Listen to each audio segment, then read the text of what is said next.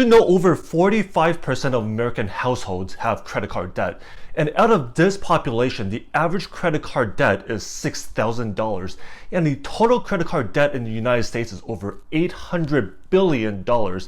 I don't want you to be a part of the statistics if we can help it. So today I want to share with you 4 practical ways to get yourself out of this rut that you should at least consider. Hey Bulls and Bears, Steven here. Being smart with your money does not always seem straightforward or obvious. Take myself as an example. When I was 20 years old, I was definitely super clueless with my money. It's not like I splurged money left and right on trivial things, but I enjoy going out with my friends. I enjoyed In-N-Out Burger, and just not very good at saving money or investing my money at all. So saving money is actually not as hard as people may think or tell you, and you don't need to be shopping at the dollar store all day, but you do need to change your mindset on how to handle this money. Being smart with your money is not only about using this wisely and being able to save it in your checking account, but also being able to manage that money wisely so that you can use that money to grow into more money, hopefully. Just a reminder, this video is not financial advice and I'm not a financial advisor. So always do your own research before making any financial or investment decisions. With this said, let's check out the 4 tips that I want to share with you to better manage your finances and to get out of debt, hopefully. On to tip number 1, live within your means. So all the guys out there, is there a car or some gadget that you are into right now and that you really want to get? For the ladies out there, what about all the clothes and shoes and purses in your wardrobe that's just flooding out? In this day and age, most of us are surrounded by consumerism, materialism, and the marketers are so good at doing their job in telling us that we are missing something in our lives, that we need this new shiny product that they just came out with. But do we really? For example, Apple just had their March event last month, and the Apple Studio display looks so sweet. I really want to upgrade my monitor to something a little nicer, higher resolution, a bigger screen, but I don't know if I can splurge on that 1600 screen for my purposes at least. So maybe I'll look for something that works out for me a little better. What I'm trying to say is, for many of us, oftentimes it is difficult to understand what we need versus what we want when we see that shiny new toy that's just flashing in front of us, or maybe it's just in like a digital ad. But if we can't distinguish the two and we are just buying on the whim, that could become a real problem. Well, it is important to treat yourself well and spoil ourselves sometimes, and for those small victories in life, let's remember to celebrate these. But let's emphasize that we should do this occasionally and not just day in and day out, or else we'll all be going broke, right? You don't want to be part of the statistics where almost half of Americans have some kind of credit card debt. That is not the place that you want to be. This brings us to tip number 2, reduce your debt. Debt is part of our everyday life for many of us, and this may include credit card loans, student loans, car payment, mortgages. The list goes on and on, unfortunately. And when used correctly, debt is not necessarily a bad thing. There's good debt, such as getting a mortgage at a great interest rate, but then there's also the bad debt, like that outrageous interest rate that you are accruing on your credit card loans. It's a bad debt that we are talking about, and it's a bad debt that you want to avoid and try to reduce as much as possible. If you're in that kind of debt, try to eliminate that one day so that you can be free of outrageous interest. So what does this mean practically? Maybe you can try to pay back outstanding payments whenever possible. Maybe it will be easier and even less stressful to make small but regular payments. So the idea is that you can try to reduce or eventually eliminate bad debt if it's possible. One way to motivate yourself to reduce debt and to live within your means is to think of what you want in the long term and try to avoid those instant gratification. Most of us have things that we want to buy that's outside of our budget. And if we're thinking clearly, we know we shouldn't be splurging on. So if we keep a long-term investing or a long-term debt reduction kind of mindset and not buy into all the marketing craziness that's telling us that we need this shiny new toy, then maybe that'll help us calm down on our desires, and that way we won't get buyer's remorse anyways. So instead of that instant gratification on that shiny new toy, why not save money for the rainy day fund or even invest on some stocks? Tip number 3, consider starting to save or even start to invest today. Well, it is important to keep a stash of money for the rainy day funds. Not everything in life is going to go exactly the way you plan. Surprise? Nah, shouldn't be.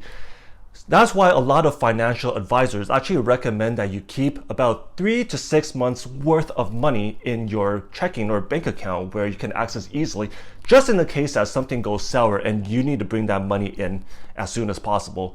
So that's why it's not a good idea to use up all your money, even if it's for a good cause such as investing. With this in mind, while it is important to keep a stash of money away for rainy day funds, everything else is really just withering away with inflation, especially these days in 2022 if you're watching it right now. The latest CPI data from just a few days ago says it's 8.5% year-to-year increase, which I believe reached a new high for the last 40 years.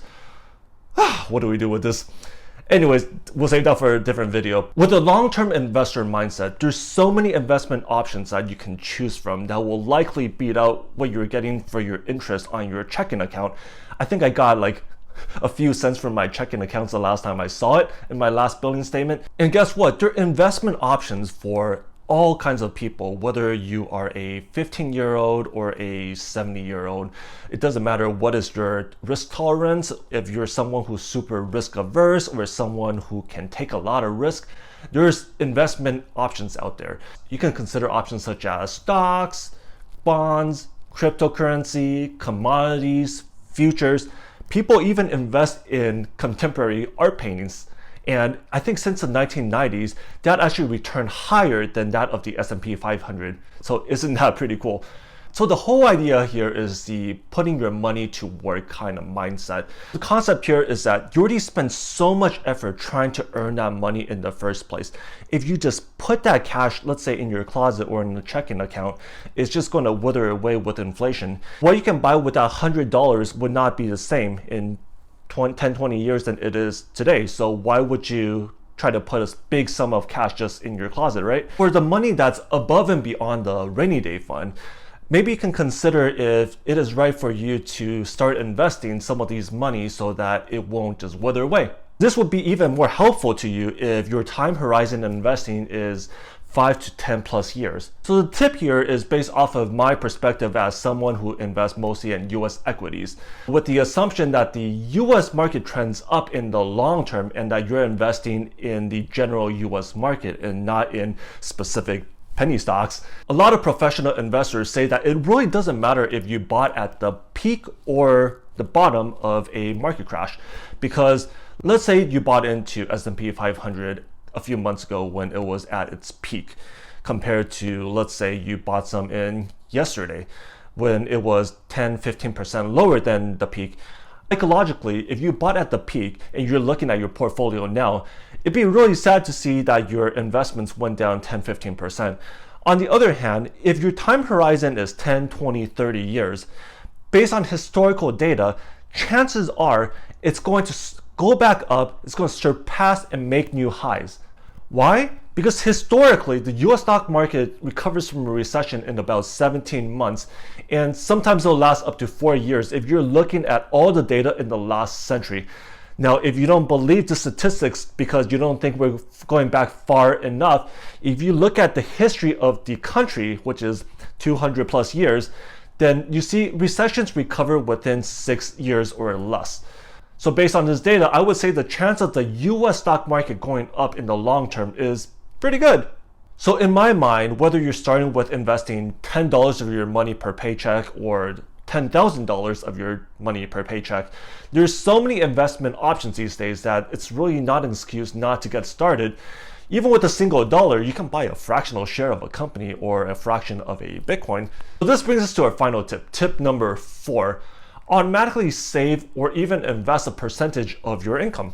And it's really as easy as it sounds, but for most of us, the biggest hurdle is just in our heads. Right now, there's so many investment options and account types that you can even set it up for reoccurring investments. I'm not asking you to start up by saving or investing thousands and thousands for every one of your paycheck. Well, if you can do that, great. But not everyone can do that. So even if you start up by saving $5 per paycheck, that $5 per paycheck can go a long way if you do it very consistently. Plus, I know you can totally survive without that latte once a week. Besides, you can make that latte for a fraction of the cost if you just do it at home. I can show you one day. To take this one step further, instead of putting your hard-earned money into that piggy bank, consider investing that in assets such as stocks, bonds, commodities.